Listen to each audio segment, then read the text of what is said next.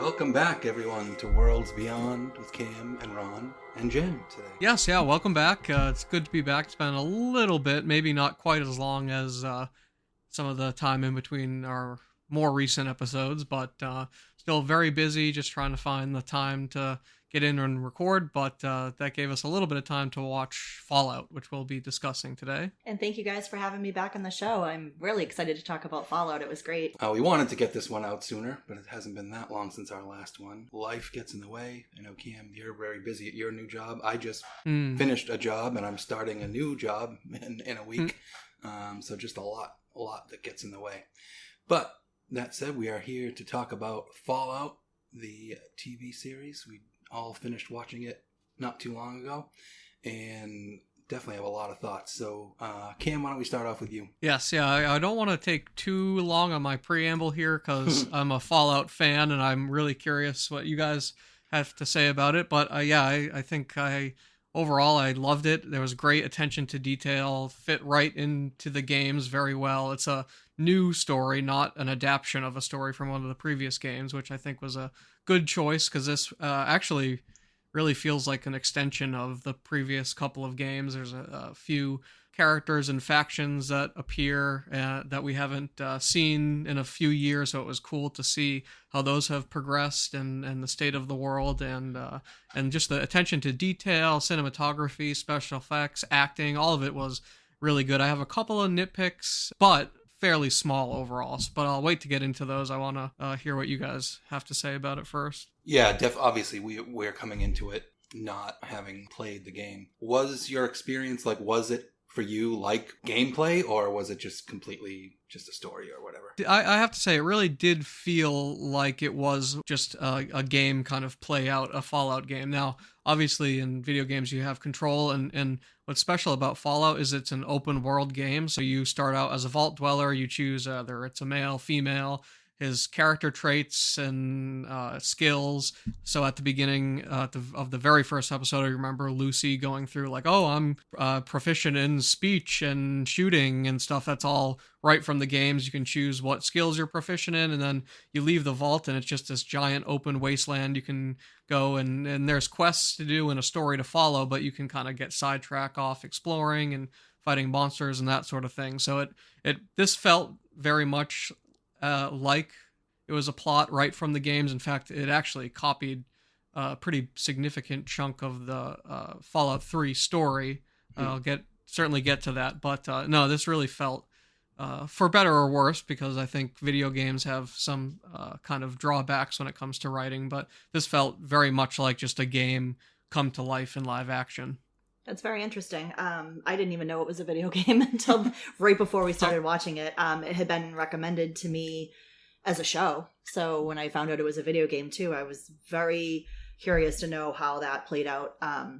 So that's interesting. Yeah, I remember that part in the beginning when Lucy was talking about her skills and everything. So that makes sense how they played that into the, video game aspect. I really enjoyed it. Never having played the video game or knowing anything about it before watching it. It took me a little while to get into the story. I think, honestly, just because it was so shockingly gory at the beginning, and it was just kind of, it was just shocking. I'll leave it at that. I think the fork in the eye, that one, just I had a hard time watching that part. But then by the, second episode, I think, when we were watching it, I was hooked and I needed more. I couldn't wait for each episode. Which actually brings me to an interesting point. There was some criticism I saw online about how they just released all the episodes at once, rather than doing it weekly. But I was really glad they did it all at once because I'm a binger. If I get into a show, I'm going to crush it. I'm going to watch it in a weekend if I can. So just having those episodes available so I could get my Fallout fix was great. I wouldn't call myself a binger, although I do like to have the option to keep going. I didn't watch it all in one sitting. I watched it maybe 2 or 3 sittings, but I wouldn't be surprised if maybe they went to a weekly release for the second season, just because I wonder if they weren't quite sure how popular or how well it was going to do. Seeing the trailers, I was super impressed with those and excited because it looked like they nailed it. But when they said they were dropping all at once, I was made me a little bit wary, just because I know they tend to do that with shows they don't feel particularly confident about if they don't think it's going to keep people coming back. So I was a little bit worried about that. But now I think now that they've proven that it was a success, they might move it to a weekly release, which would be kind of a bummer. But I guess there are pros and cons to each way. But go ahead, Ron. I know you still haven't talked about your thoughts. No, overall, I really enjoyed it. I didn't know what to expect. Being a video game adaptation, I think I'd probably always go into those things a little skeptically. Watching the trailers, there was a lot of nonsense, and I really didn't understand what kind of game it was, whether it was more of I thought it was more of almost like a first-person shooter type game versus more of a quest game. So, and then when you saw some of the... they teased some of the gory violence and stuff like that in the teasers and trailers. So I was kind of like, didn't know. I thought it was just going to be like mayhem, shoot 'em up, whatever. So when they came in with these very distinct storylines, and you know how I am about gore. I love horror movies, but I'm not a big fan of gore. I prefer, story over gory. But I thought this was that sort of more comic, right? Gore and almost like slapstick style gore, and so it didn't, so I was able to roll with it a lot more than I would have been if it was some like deadly serious like horror movie or something. I think they kind of do bring enough humor into it that you get used to it. Like once the first episode, I'd say with the some seriously shocking scenes, as soon as you get used to that part, I think that you just kind of roll with it. Like you said, you're kind of used to seeing it's going to be something amazing and creepy and cool. Yeah. And I thought just the opening of the story, grounding us with the Vault Dwellers, I thought that was good. It was a little hard for me because in the first episode, I kind of got tied into, one storyline. So when they would abruptly kind of switch to something else until you kind of saw how things were coming together, that was a little bit distracting for me in the first episode. And then just understanding sort of the whole universe of it's like that sort of 60s retro future kind of thing. And obviously the timeline of, world events and things like that is obviously not the same as ours, even before the cataclysm. Right. And so, once you just sort of absorbed all that, it came together, and I was looking forward to every episode and looking forward to the different storylines. Interesting. Yeah, no, I'm glad. I was curious because it got very wacky, which is very on brand for Fallout. But I was curious to see if it might be too much, particularly for you, Ron, because I know sometimes like something like Everything Everywhere All at Once or something, it gets a little bit too kooky. But I do think this had a good balance of kind of serious and more silly moments, which is fairly in line with the games. I would say the games tend to be maybe a little bit more serious, only because there's a little bit more space. Like you have basically unlimited time to do whatever you want. So the kind of wackiness is more spaced out. But I think they did a pretty good job overall. Now I'm curious, did you guys watch those two intro videos that I had sent? No, I don't think we... Oh, interesting. I don't think we ended up... Well, yeah, no, you pretty much nailed the setting. Retro futuristic. They started using nuclear power very early on after dropping the nuclear bombs, and it kind of shot them forward hundreds of years in terms of technology, but their culture kind of stayed the same, so you get that almost like anachronistic retro future vibe to it. But I think they did a great job doing that. One of my kind of first complaints, and this is more of a game nitpick, is there wasn't kind of an intro prologue to kind of set up the world a little bit. Every game has one of those, and it's always narrated by Ron Perlman ever since the first one. With the exception of Fallout 4, but he is in the intro in another role. But he's like the only person that isn't in this show. Right, which I was surprised because you'd think that they would want to try to get him because he's been so involved since the very first game. I have a feeling they probably will at some point, but that would be my first complaint. So I felt the reveal, and as the plot moved along, I didn't feel like I needed the intro. So that's interesting. Like I thought it gave you enough, it fed you enough crumbs to keep going and wanting more and wanting to solve the mystery of kind of like how the world got to be where the world got to be. But I didn't find that an intro would have been necessary. I thought it was kind of cool that it was so kooky at the beginning, right? And you're just like, what is going on? Yeah, and I think, and then the pieces start falling into place almost. Exactly. Yes. So there was what's happening in the vaults. How did the world get like this, and then sort of where is it going with that like Moldaver person looking for that, wanting the head and what that was all about. And it came together really well. Talk about performances a little bit. Obviously, I think we all thought Ella Purnell was tremendous. Excellent. She was really good. And it's funny, I haven't seen her since, God, what was that movie she was in? That YA adaptation. I'm not sure which one you're talking about. I guess we'll have to. I think the only thing I know her from is Arcane, although I might have seen her. No, Mrs. Peregrine. Oh, that's right. Yeah, I forgot yes. she was the floating girl. And like, I literally haven't seen her since that. I mean, I'm sure, I don't know what else she's been in, but looks like she's been in quite a few she's been things, in a bunch of stuff since then. A lot of TV, I think. Yeah, but she was fantastic. And Walter Goggins. Oh, he was great. fantastic. I enjoyed his crazy performance in Sons of Anarchy. Yeah. Yeah, he was great. I thought the kid, Moses Arias, I remember him from watching Hannah Montana, right? With Libby being the little pain in the ass kid. I was like, whoa. But I didn't recognize him. I didn't know him from anything. I don't remember watching Hannah Montana, unfortunately. But he gave a great performance. I don't think there was really any one actor or actress that was in this that I thought gave a bad performance. No. I thought everyone was really excellent. Aaron Moten, I guess it is Maximus. He was really great because you didn't know that they handled that really well. How you didn't know whether he was kind of a dick and sort of a jerk and had sabotaged that girl. Mm-hmm. At the beginning, when she had gotten knighted or whatever into the Brotherhood, and the whole thing. The way that whole thing turned out, and the way they kind of kept you guessing as to what he was really all about. And, just little performances like Michael Rappaport as that knight, whatever the hell his name was, Titus or something? Knight Titus, because Michael Rappaport is a professional dick, so he plays a really good dick, and that's exactly what he was. And then Jen and I are familiar with the guy who was the head, Michael Emerson, from Evil, that CBS TV show. Evil. He's awesome in that.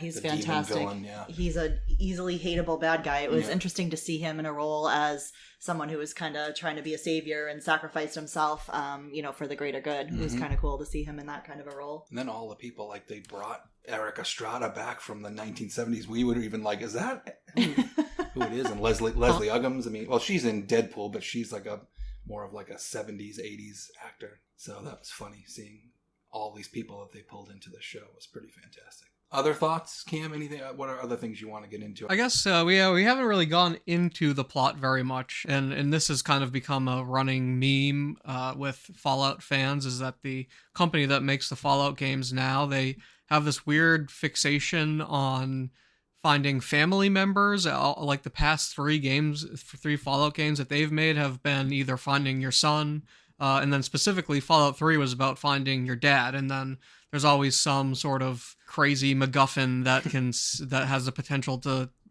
save the wasteland, and so I was kind of I found it kind of humorous that they almost took that same plot from Fallout 3 and just brought it into the show. But there's a couple differences.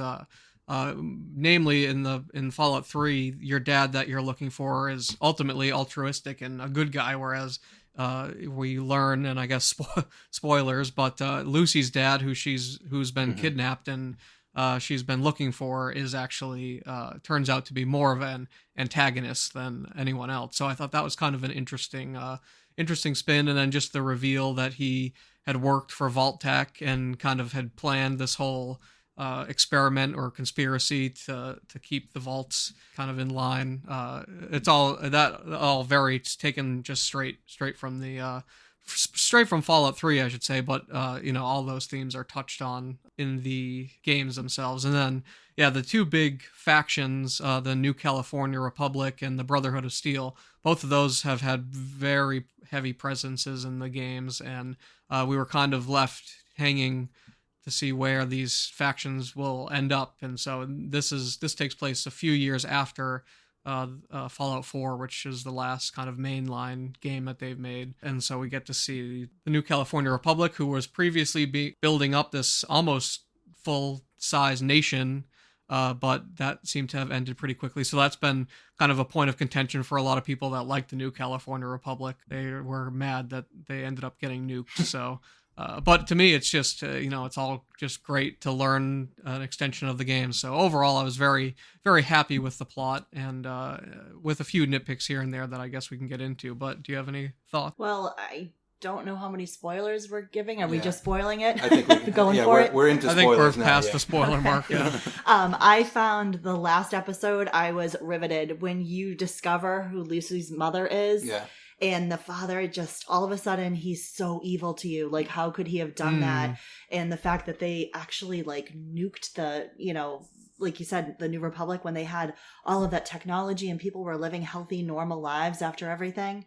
And they destroyed it basically for money. Like, it was just so sad. And I love how they left the last episode with still so many unanswered questions. You want more information. Like, how did... Moldaver, how did she survive all that time? Like, we know the cryogenic freezing or whatever that happened with the other Vault 31 members, but we don't know anything about how she survived on the surface that long. Right. So she knew, that. And also, the Ghoul's character, his family, like what happened to his daughter, what happened to his wife. Like, obviously there was some kind of falling out between the two of them that they didn't get into, because they were, he was a single dad, basically, helping his, raising his daughter at the beginning and doing the cowboy show and everything. So, like, where are they? What's going on? And are they in that are they in Vault 31, which seems to be the, that was like the primo vault for all the entitled people to go to. So is his daughter and wife there? And there's what the whole deal is with that whole Vault Tech scheme and how they've handled that, and why were they so threatened by the New Republic? It had been hundreds of years. You had your nuclear war, but they felt they needed to do it again. And that Moldaver and her cult or whatever it is, or anti-establishment or anti-Vault, you still can't tell. Well, I was surprised that she died, first of all. I mean, before they even really sort of fully explain her role and everything. Her role, and I couldn't really tell if she still was benevolent or she had some kind of scheme of her own going on. So I guess we're going to learn. And then the Brotherhood versus the New California. So the Brotherhood attacked the New California because they wanted the head and obviously that power source that was within it. But did they not like each other, or were they just independent of each other? There's a whole... So long story short, I think they did a great job both having a resolution at the end that was sort of satisfying and gave you some answers, but then also set up so much more. Yep, those big reveals, and then gave you some additional questions to ponder. I can't wait for season 2. I didn't check, Cam. Was there different directors for each episode, or was it? Yes. Yeah, no, it was Jonathan Nolan were the first 3. That's Chris Nolan's brother, and then it looks like just a handful of other directors. Yeah, it all seemed pretty consistent. And I like the episode running times were good.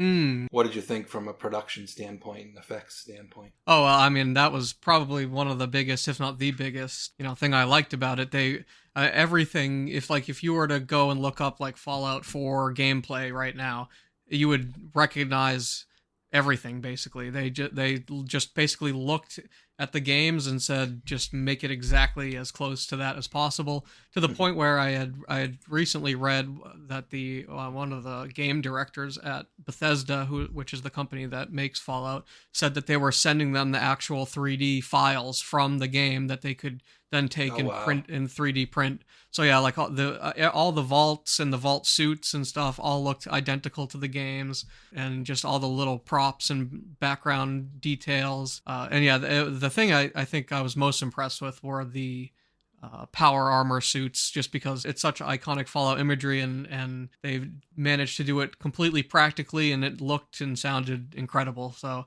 I just think they just nailed pretty much everything. I thought, well, yeah, that's what made me think when I saw the suits that it was going to be, that's what gave me the impression it was going to be more like a Halo type of situation. Right, yep. I would say that, though, you touched on that, you just reminded me of probably my one nitpick in the story it occurred to both Jen and I, like the suits seemed so varied so widely in terms of they were like super powerful and they gave you super strength, and so it was kind of like, so when you saw Maximus put on the suit, actually like after Titus was killed by the crazy bear, then he starts doing all this kind of Superman stuff, and I'm like, well, how did Titus get whacked so easily if these suits are so powerful? What do you think, Jen? Like, they seem powerful. Agree. But then so many, like, areas of weakness at the same time.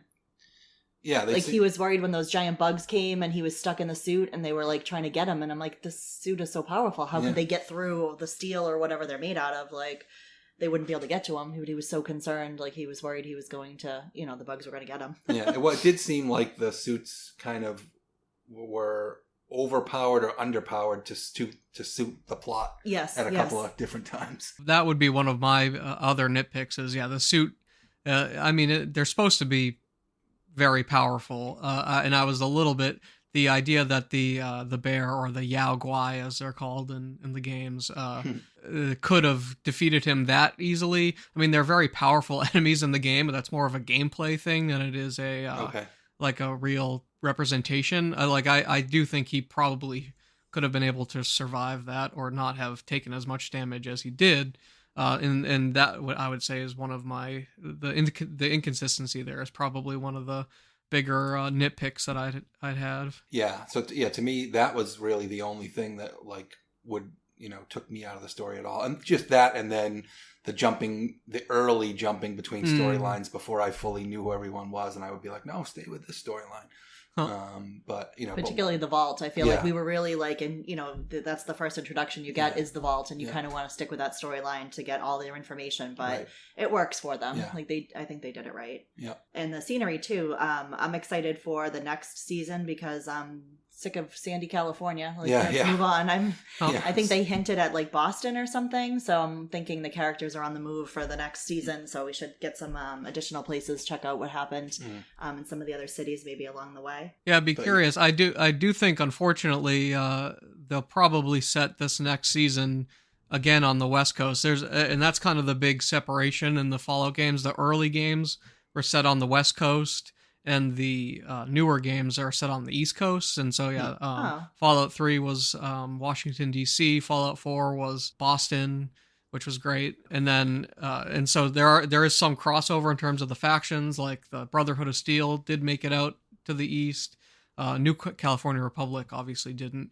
I would be interested in seeing how they incorporate the East kind of side of the Fallout games into the second season, although the last shot of the last episode indicates that they'll probably still be focused on the West Coast. That was actually New Vegas, which is like they were heading ruins towards, of Las Vegas. And New Vegas is like it's my favorite Fallout game. It's like everyone regards it as the best. So it was really, really exciting to see that. And I'm there was a couple other cameos from characters from New Vegas in this first season that kind of hinted that they were moving towards that. So we're finally going to get to see what happened to New Vegas after we left it in the last game that it appeared in. So I'm very excited about that. Cool. That's interesting. Yeah. Hey, do you think that maybe we should play the video game, Ron? Yeah. Maybe we should play some Fallout so that we can be ready for season 2 when it comes out. Cool. Yeah, Fallout 4 was in Boston. I love that. You could go to the Boston Common, Quincy, and it wasn't a one-to-one recreation. Obviously, they had to scale things down, and they're more just... Boston looked like Boston. Quincy was more of just a generic town that they kind of built up. But it was still cool to see all those landmarks. Oh, cool. Final thoughts, folks? I would say the one biggest negative I would have, and I have this problem with a lot of new shows and movies that come out, is I feel like these days in a lot of shows and movies, like the dialogue is just feels very unnatural and almost like stilted. There were a few times, like when the Raiders first show up in Vault 33 there, Lucy has to say like to herself Raiders it's a lot of like small stuff like that feels very like just so we can exposition and just so it can make it 100% clear for someone who might be a little bit confused. Another example that comes to mind is at the very beginning when all the Brotherhood trainees are in class and the head guy says, "Now we will find and seek out old world war technology," or something like that. And if you it's good to have that as an introduction for people who don't know, but to Fallout fans like me, it's very silly that they would be just learning that at that stage. Like that's the Brotherhood's whole thing. So it's like to be reiterating that in a class just seemed a little kind of like they would already know that. They wouldn't be learning that. But again, that's more of a nitpicky thing than it is a real criticism. I didn't really notice that, I guess. Maybe just from not knowing I anything think, yeah, about it. I think we're so like, weirded out and trying to like get our bearings when we first watched the show that like that stuff probably didn't. I do remember that the Brotherhood speech thing, but it didn't strike me the same way as it did you, obviously. But I think just for obvious reasons. But yeah, and I think we're also very distracted just by everything else going on. There was a lot, like there were a lot of things happening all the time in the show, which was great. I mean, it kept your attention. The episodes flew by time wise. I agree, they were equally like paced and everything. I mean, for me, 2 thumbs up. Yep. Looking forward to season 2. Great show. Hopefully they get that going soon, though. Yeah, characters were great, and obviously the lead, she really carried it, Ella Purnell, as well as any recent lead in one of these types of shows. So you're very much pulled along by the episodes, and there's plenty going on. So yeah, totally looking forward to season 2, which we know has been very, very excited about that. Yeah, I'm hoping they can get that out sooner rather than later. But now that the strikes and everything are done, hopefully they won't delay it or anything. But I guess we'll see. I think since it's doing so well, apparently, I have a feeling they'll probably try to fast track it. And I hope it continues to do well. I'd love to see 4, 5, 6 seasons of this if they can manage it. So I as a very dedicated Fallout fan, I loved it. I thought they absolutely nailed it, and I'm just so relieved that they did, because how video game adaptations have gone in the past. I was definitely a little concerned, but no, they nailed it, and I'm very happy with it. So yeah, I would have to agree. 2 thumbs up from me too. So that's a wrap on Fallout Season 1. What's coming next? Finally, there's going to be, Deadpool and Wolverine. That's a little ways off. There's some other things coming out. Jen was just saying maybe we should get started on Halloween watches now. Yeah, that might... I'll probably need all that time. It's going to come faster than it's going to... Halloween already, guys. I do actually. I want to see Abigail. I mean, there's been so much horror coming out. A lot of it's intriguing, but there's a whole bunch of them out right now. Yeah, it takes a lot for me to get my butt into the theater for just a horror movie, like that Stephen King adaptation we saw last year. That was great. But yeah, I would like to see Abigail if I can catch that. Is that's the child vampire one, right? Yeah, that looked kind of cool. There's vampires. Are they back again? I saw another. Sounds like Kristen Stewart and oh my gosh, what's his name? I guess Robert they're supposed Pattinson? To be there's another vampire show or movie coming up. I just read about it the other day. I can't think of Oscar. I can't think of his last name. Anyway. What's his name? What's his name that directed Black Panther? He's got him and Michael B. Jordan, and I forget the actress.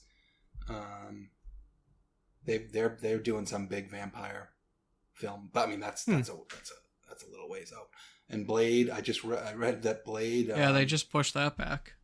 They pushed that back, but supposedly Mahershala Ali is finally happy with the script. But then I also heard that Wesley Snipes has signed a contract with Marvel, and he's going to reprise a multiverse version of his Blade. No kidding. I actually really enjoyed Blade when it first came out. I know it was a long time ago. Yeah. I did just look it up. It's Oscar Isaac. I don't know why I could not think of his last name. Yeah. It's going to be called Flesh of the Gods. And it's a hedonistic 80s vampire thriller. Yeah, I can't remember the one. Oh, and then Nosferatu is coming out too. Yeah, but I've even heard in publishing circles that like vampires are starting to have a comeback. But that's interesting. But yes, so lots of stuff coming up. As usual, we're going to try to get more content out more quickly. As we move through all these various life changes and work changes. But yes, I will add my every episode shout out for Lockwood & Co. Please watch that show, read those amazing books by Jonathan Stroud, sign the petition to try to get us a season 2 somewhere on some streaming platform. And it's such a great show. And they definitely deserve to have a season 2. It was a great show. It was awesome. So, thank you all for tuning in. Please do like and subscribe, and if there's any way, wherever you can give a comment, please do. We appreciate that. We appreciate folks tuning in, and we will see you next time around. Bye, everybody. See you on the next one.